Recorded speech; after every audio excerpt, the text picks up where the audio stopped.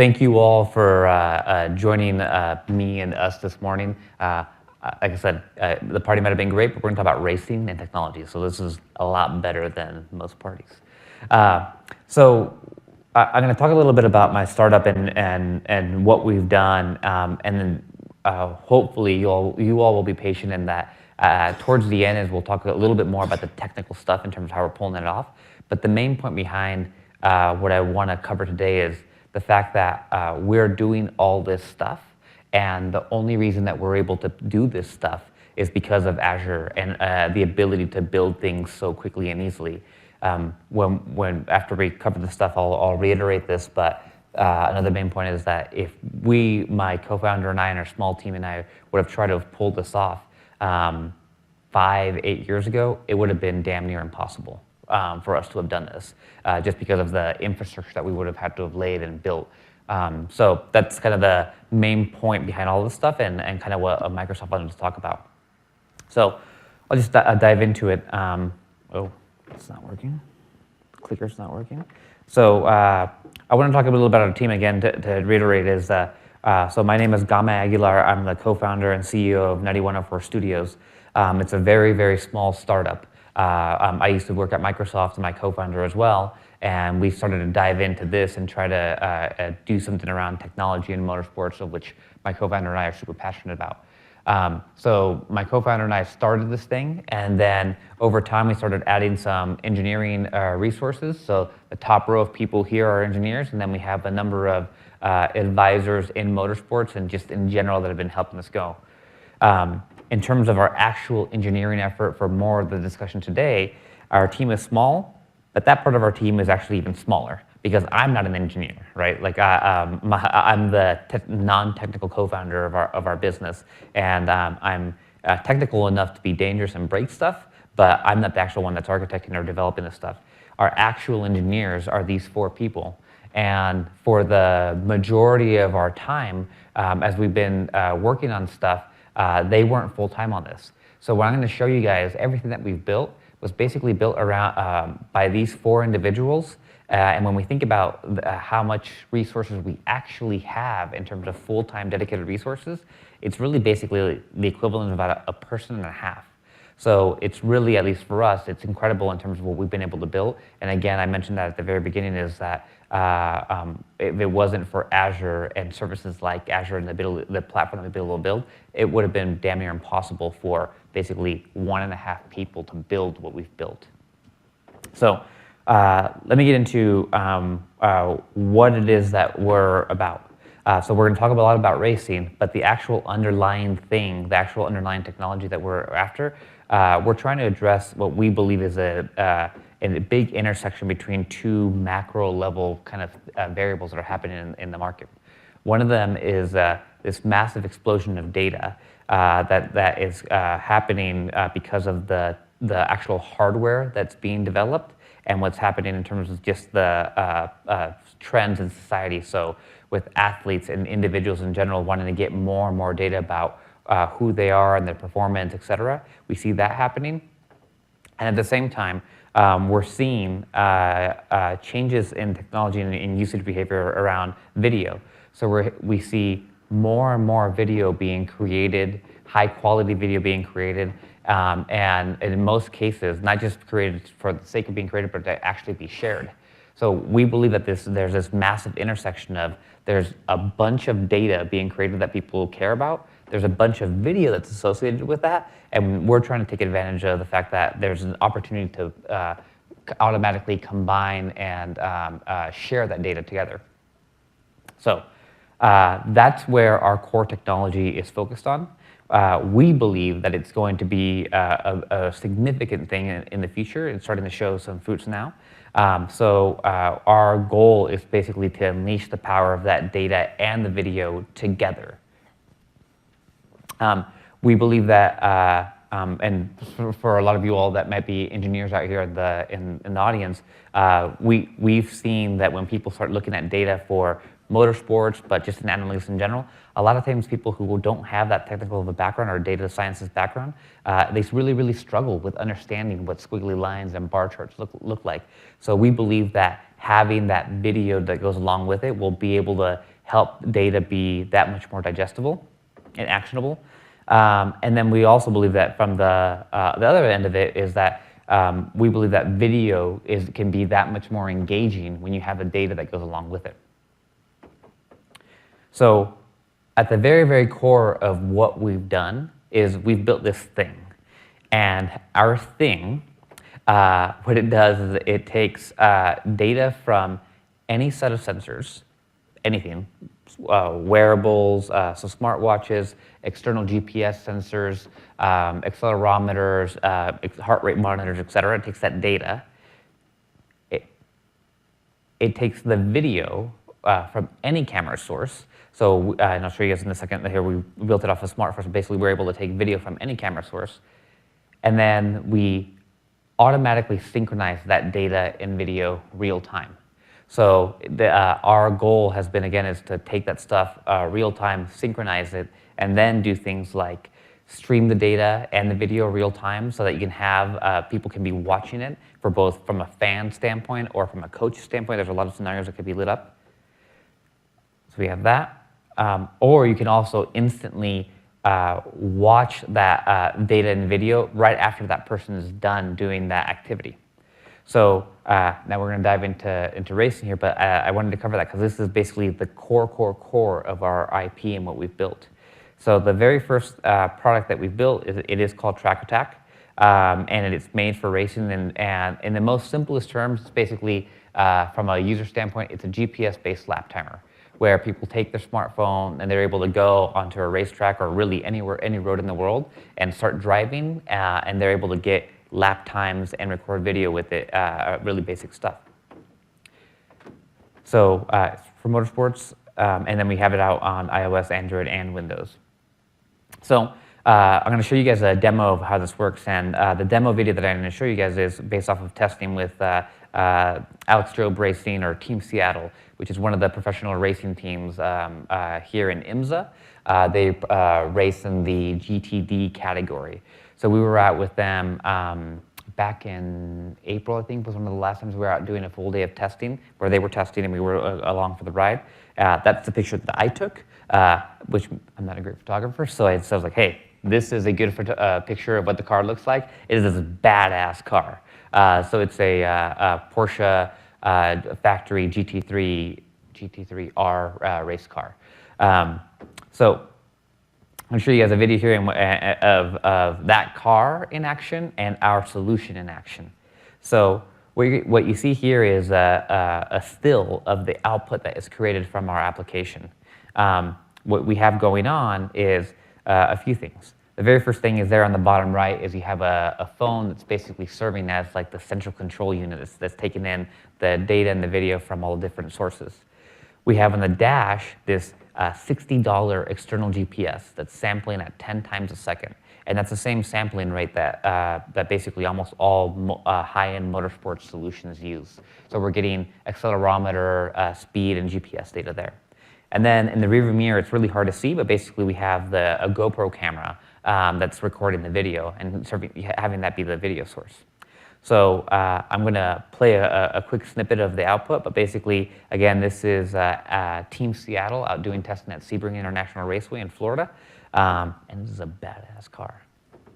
So let's do that.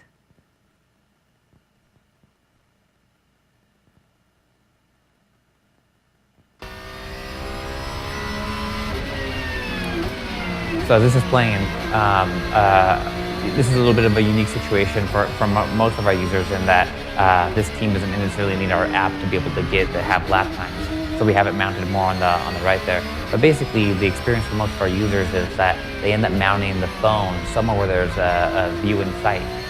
They're able to drive and see their lap times as they're driving, predictive lap times, etc.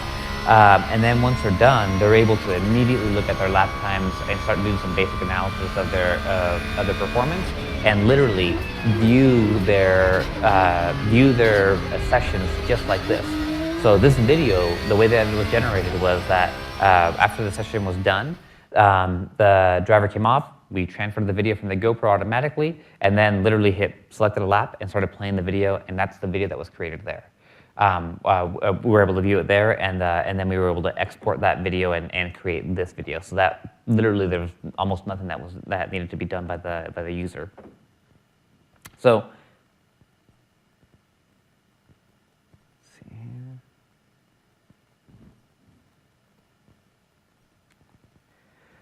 So again, you're able to have immediate playback. The other thing is, now we're starting getting into the Azure side of things, is we enable the user to be able to go home or anywhere where they have a strong Wi-Fi connection and upload the video for their session.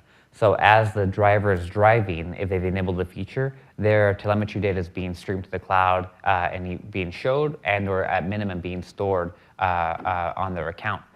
They're able to go home and then say, hey, I want to upload this video so I can store it and then be able to share it.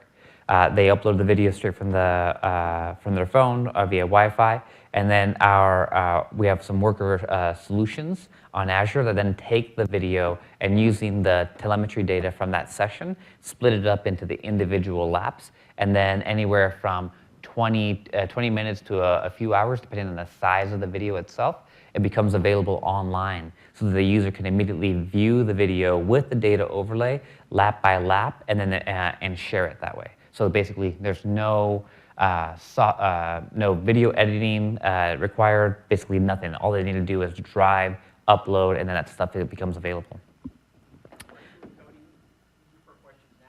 Yeah, go ahead. So how are you matching up the video to the information? Are you encode something on the GoPro, or? Yeah. So the question is, just for the stream, is how do we match up the data with the video, right? So that is basically our IP. We created this thing, this container, that as the data is coming in from the different sensors and the video is coming in, we basically have logic to automatically synchronize it down to the frame-by-frame level. So we basically can imagine it as we have a video file, and then we have another file full of telemetry data, and then we wrap it with logic, and then that logic is basically our core IP of how we're automatically synchronizing it down frame by frame. Does that make sense? It does, but I guess I was a little confused because it sounded like some of it was getting pushed up. It sounded like the sensor data was getting pushed up immediately, and then the video was getting uploaded later, or is it all getting uploaded together? I guess I was a little confused by that. Yep, so the question was, is the data and the video being uploaded all together or asynchronously? Well, I mean, at the time of the event. Yeah, so both the scenarios exist. A scenario exists where, as the driver is driving, only the telemetry data is uploaded as the lap is completed or is being streamed, and then later on the video is uploaded. But because we've created this wrapper around it, that logic is uploaded real time. So whenever that video gets uploaded, we already know how to basically synchronize the data and the video together. Does that make sense? Yes. Yeah. And we'll talk about that here in a second. One of our biggest development and what we're talking with IMSA about is a scenario where both the data and the video are being streamed together. Our main point in terms of our IP that we've created is that once we've wrapped a session with that logic, we can synchronize stuff real time or later. It doesn't matter, right? So as long as we have that logic, we're able to synchronize it. So to recap again, you drive, you come off the racetrack, you can immediately play back, look at your data. You can upload your video to store it and share it, and then once it's processed, then you can share it online. Nothing to do. We've also done a couple of things, a couple of other things where we're showing, we've created kind of an analytics type of experience. We're in beta right now. It's a Windows app where we let people then get off the racetrack, and then they have a Windows 8.1 and above tablet or PC. Then all of their data, if not including video if they haven't uploaded yet, is there available. And now we've made it a little bit easier for people to start analyzing the performance with a big emphasis on the video. One of the biggest innovations that we've had is, I don't know how much you all are familiar with racing, but a segment analysis is one of the most significant analysis that exists in racing, where you take a racetrack and you break it down into individual segments. And then you start analyzing and start seeing like, all right, well, how consistent are you across the segments? How fast could you be if you were able to put together all of your fastest segment times into one lap?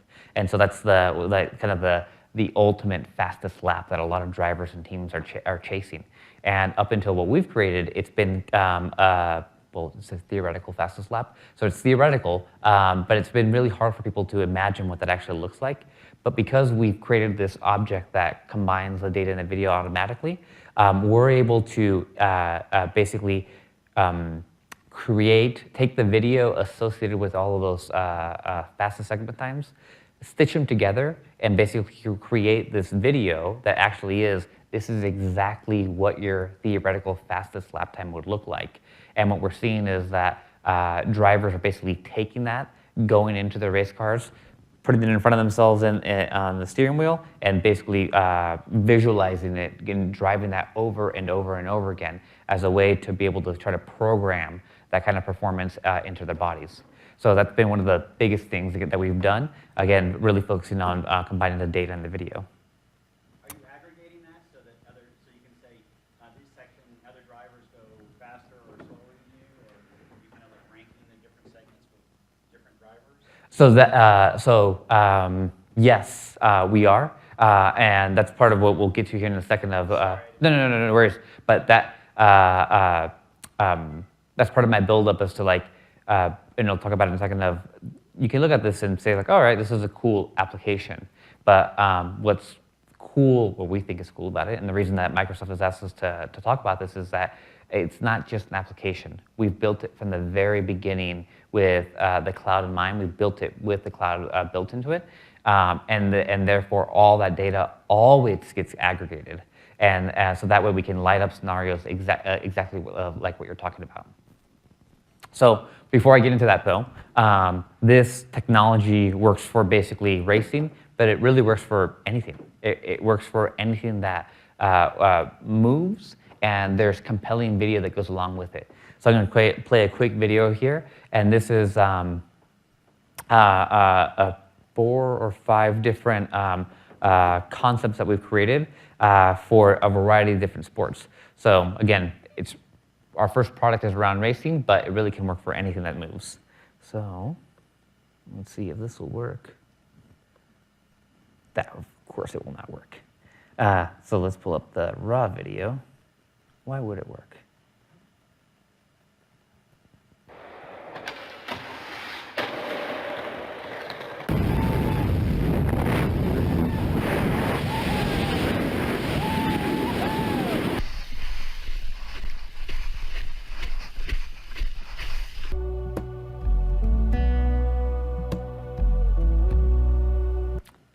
So again, our first product has been around racing because we're racing geeks. But a lot of our, well, not all of our investors, for example, they believe, and we believe as well, is that this stuff will work for anything that moves. So it's not just limited to racing. So now to get into some of the questions that were asked just a second ago. So what does Azure have to do with any of this stuff? And our answer is honestly is that it has everything to do with this. So we built this application from the very beginning. It took us a lot longer than it would normally take to build an isolated application with the cloud in mind, and we built it on Azure. So our goal has always been to make sure that this data and these experiences are not just isolated to just the phone and application, but it always gets aggregated to the cloud. So then therefore we can do the things that were mentioned there and by the individual audience of like aggregating the data, helping teams, individuals, businesses, et cetera, slice and dice the data in different ways where people can really, really engage with it.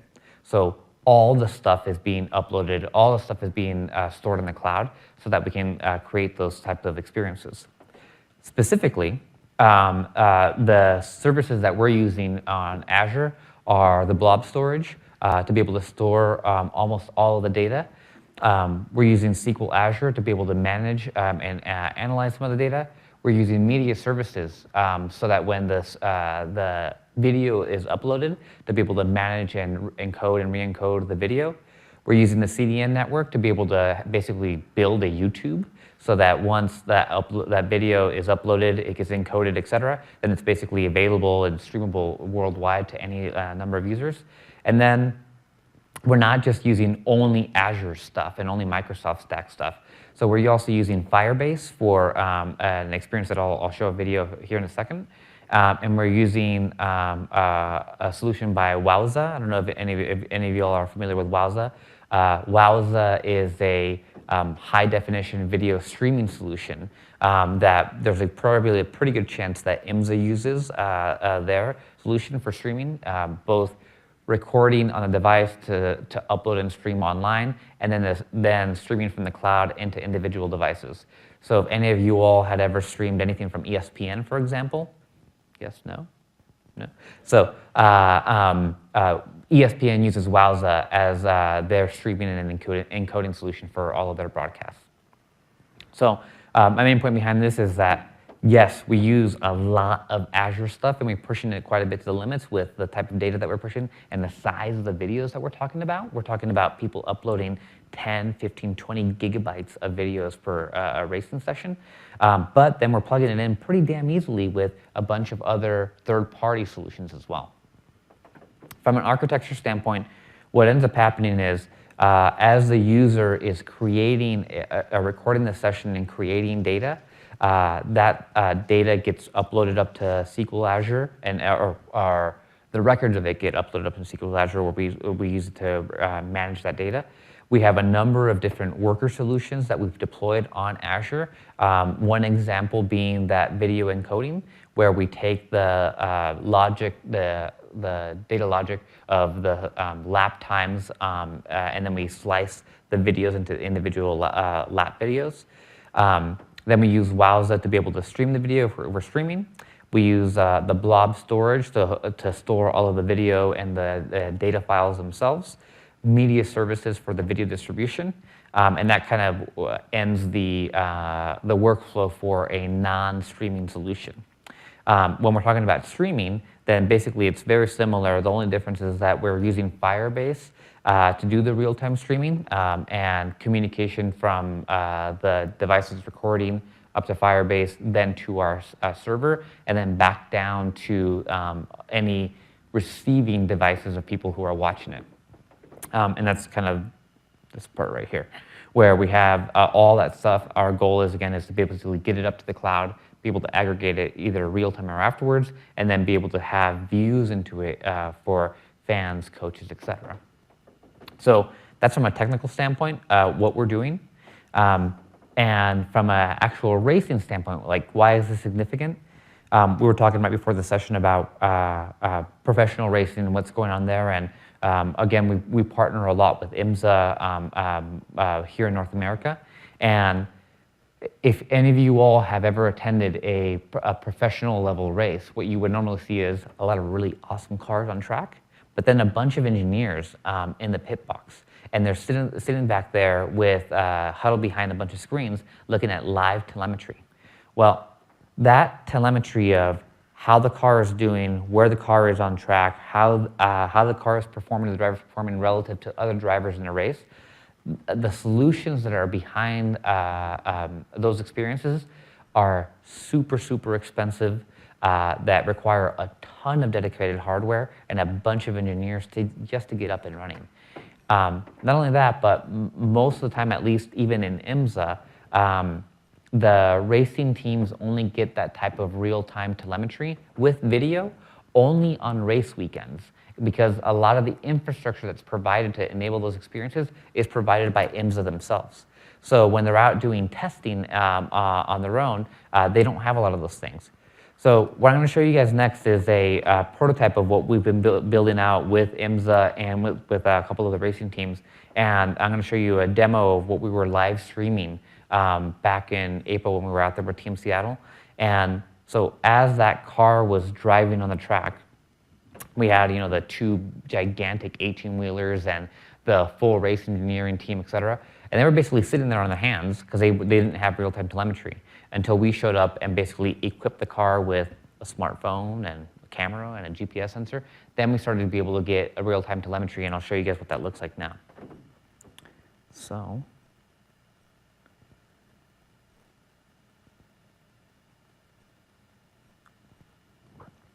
this is one of our beta applications where, again, as that car was driving on track, we were getting real-time lap times, track positions, segment times, et cetera. And again, we're only piping through in this demo some pretty simple data, but what I really want to emphasize on here is the infrastructure that we've built to be able to do this. Basically, this is the infrastructure that Formula One teams build where they pipe through a lot more data, but basically to enable these types of experiences.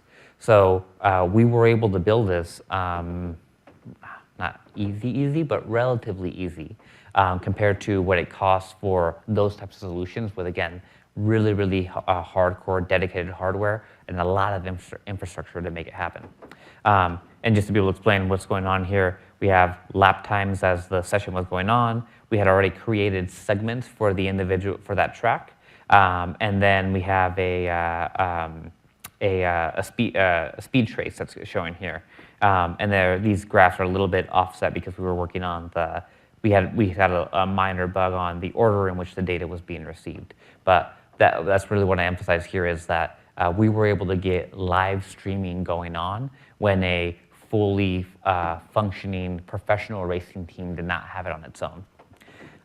What we were trying to get done for this session and try to make happen was actually to integrate video to go along with it.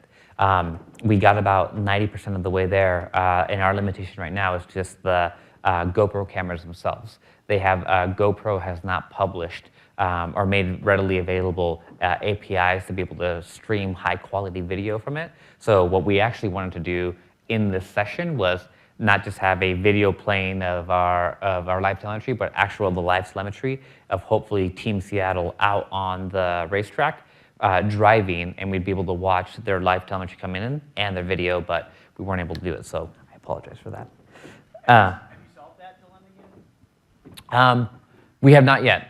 The reason I say that is because I was trying to do something similar with bicycle racing, and it's really difficult to get video live streamed off of a bicycle. Yep. So the question was, have we solved that the dilemma of being able to stream video yet? So we have solved it for streaming a video off of the smartphone itself. It's easier to access that stream of video and be able to the stream of video from within the device to be able to grab it and stream it online from the integrated camera. What we have not been able to solve yet is being able to access the stream of video from an external camera like a GoPro, mainly because the stream of video that they provide is of lower quality. So technically, yes, we were able to do it, but it doesn't look that great. So what we were focused on is trying to be able to get the near full HD video quality to be able to stream that. So so to recap, yes, we've solved that when we're recording using the phone's camera. We have not solved it yet, at least with GoPro, to be able to use an external camera. So one more question. So are you using LTE or are you trying to use Wi-Fi for your data and or your video? Yep. So the question was, are we using LTE or another basically pipe to be able to pipe the data and the video?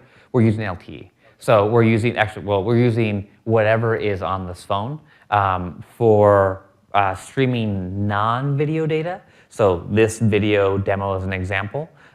We were able to get away with basically 3G. So streaming non-video data, it's not that heavy. And we're not talking about Formula One cars. So I believe, if I recall correctly, a 1 hour race for this type of data was around, I think it was around 12 megabytes total for a whole session. So non-video data is actually pretty trivial.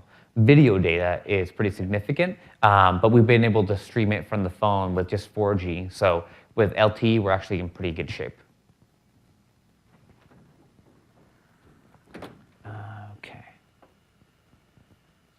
more question. Yeah. So, as more and more cars adopt this on the track, aren't you going to choke your cell network? Theoretically, yes. Sorry, so the question was, as more and more cars adopt this on the track, aren't we going to choke the cell phone network? Theoretically, yes. In practice, we haven't seen it yet. So most of our users are enthusiasts and club racers. So we've had one personal experiences. I've run around 40 different cars using this on any given time on a race weekend. No issues at all. What I do imagine is similar like when you go to a football game in the US here and everybody, or a baseball game or a basketball game, where there's such a big concentration of people that are trying to access the cellular network, I imagine that will be an issue. And that's actually the biggest thing that we're talking with IMSA about, that they're struggling with, is they would love to be able to use some of the things that we're working on, but on their race weekends, when they have so many people there, it does tend to choke up the network. So we're working through that, and then we're also banking on 5G being the next generation of cellular network, where we should be able to get a wider pipe to be able to get more data in there. So at the end of the day, what we've ended up doing is what we've built is about 80% of the actual functionality of what you typically see in a Formula One pit box. We built a YouTube clone in terms of uploading massive amounts of video. We've actually even surpassed a lot of the YouTube limitations, where I don't know if any of you all upload stuff to YouTube or not, but if you ever try to upload something that's 10 gigabytes, good luck, right? Like it's actually a significant challenge to be able to upload that size of a video. So we've done that. And we've done that honestly with the equivalent of about 1.5 engineers in over a 12-month period of time. And that's what I wanted to focus on here in terms of what we've done, is that we've done some pretty crazy stuff with not that many resources and over a relatively short period of time. And if it wasn't for Azure, again, going back to what I talked about at the very beginning, is if we would have tried to have done this 5, 7+ years ago, this would have been damn near impossible. But because of Azure and the types of solutions that we're able to build, the type of solutions that are there out of the box, and the things that we're able to build on top of that, we've been able to do this with actually really, really limited resources in a pretty short period of time. And we think that's pretty incredible. And there's already a bunch of other really cool stuff that we're going to try to take advantage of with some of the recent announcements with Wowza, and then recent announcements with their now being able to use virtual machines with that have more higher end graphic processing units. So we're super, super excited about that. I actually think this went by faster than I would imagine, but that's really it. So what I wanted to show you guys is we're doing some really, really cool stuff in racing and in kind of action sports, but we've only been able to do it because of the power of Azure. So that is really it. Question? The question is, who are our competitors? There's a couple of lenses to that. In motorsports, our main competition is, I think about it as like, ironically, like the Microsofts of the industry, where there are companies who build data acquisition systems that sometimes also include video, that cost a lot of money in terms of the hardware, cost a lot of money for installation and configuration and to use. So there's companies like that, Motec, AIM, there's a couple of other smaller ones, but basically those are our competitors from that standpoint. There are some other apps that do GPS-based lap timing, but most of them do GPS-based lap timing, not really focusing on the video aspect of it, and then sure as hell not thinking about it from an end-to-end solution.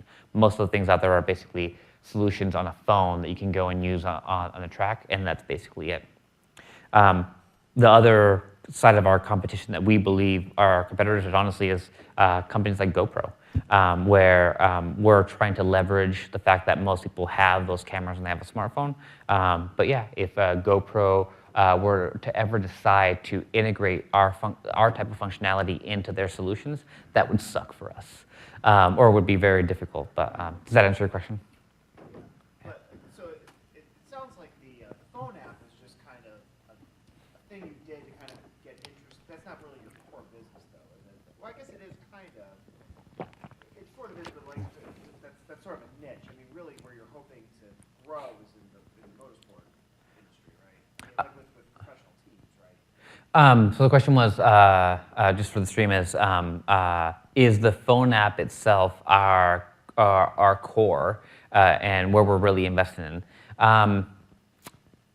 So it is not. Our core in terms of where we're hoping to grow is actually licensing out this technology that enables people to take data from any set of sensors and video and automatically synchronizing it. So we don't believe we're delusional, but not delusional enough, but to believe that we're going to be able to build all of the experiences that this could work for surfing or snowboarding or skydiving, et cetera. So we're going to build a couple or a few solutions, but then our hope is to actually go out and license technology to have bigger players that have more established customer bases build out their solutions. In terms of motorsports itself, at the professional side of racing, the business model, it is still actually more of licensing, but it's for different reasons. These professional teams, they don't need another data acquisition system. They have plenty of that, and they have dedicated engineers to go and do that stuff. We're not going to go and try to displace that type of intense stuff. But what we are able to do is take our solution and enable them to create experiences not for hardcore data engineers, but for fans. So similar to like the gentleman in the audience here that was watching the live stream, we're able to take this and provide a more immersive or a better experience for people to engage in. So when we're talking with the racing teams and we're talking with IMSA, yes, they're interested in a little bit about it from a technical standpoint for their engineers, but the vast majority of their interest is like, this will enable them to have increase the amount of fans that are engaged and deepen the engagement. Yeah. Any other questions back there? So your IP that you use in your growth area, does it exist on Azure or would it work in existing environment? Our IP, the object itself, does exist in Azure. It exists in the client applications themselves to synchronize the data and video, and then we replicate it in Azure to make sure that when things are synchronized, that we're able to synchronize them again. It does not require Azure, so it can and does work in an offline environment. And we choose right now because of we chose to put it in smartphones because that's what everybody has. But technically and theoretically, it could work in any piece of hardware. We just built it into smartphones. Can you speak, I don't know if this will give you much detail, but can you speak what language did you use to write the So the question is, what language did we use to write the object? So initially, right now it's written in all 3 native languages. So, but we originally wrote it in C++, so C#. But we've replicated it in Java for Android and in Objective-C for iOS. Since you're going to use JavaScript, maybe it's on top of like a CodeOven solution. You need to go native for the first game, basically? Yes. We are actually also rewriting the entire experience in Xamarin. Yes. So we're about halfway done with that right now. We write it in Xamarin so that we can have one code base to be able to run across all of our end solutions. Sorry, one more question. Yeah. So are you able to also match up external cameras that are like looking at the cars as they're racing around the track? Yes. So the question was, are we able to match up external cameras as they're like a cameraman, right, type of angle? So the answer is yes.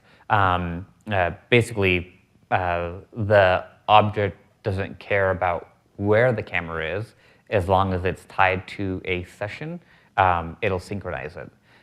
So it could be as crazy as we've thought about and are working on solutions of taking what I've showed you guys and then wrapping around the entity of a race or an event, and then enabling people to, with drones, for example, to connect themselves into that event and then be able to record and broadcast from the different corners.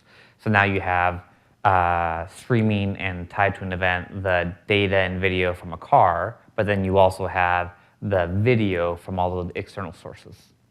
Does each one of those need to be connected to a phone? Right now, Done after the fact. so the question was, do all those things, the drone as an example, need to be connected to a phone? Right now, technically yes, they do, because that's the engine that we use to be able to basically bind it to our logic. So yes, but there's no reason that it can't be done after the fact as well. Yeah. So I guess when something like that, I mean, you could probably use something like Wi-Fi from the drone to the phone, right? And then the phone sends it on to the cloud. Yes, absolutely, yes. And I think you had another question? Oh, no, I was just talking about. Okay. Any other questions? Cool. Well, thank you guys all for coming out here on a Friday morning. Go check out the racing. It is some really awesome racing. If you guys aren't fans of IMSA racing, it's some really awesome stuff, and hope to see you all around. Cool. Yeah, thank you.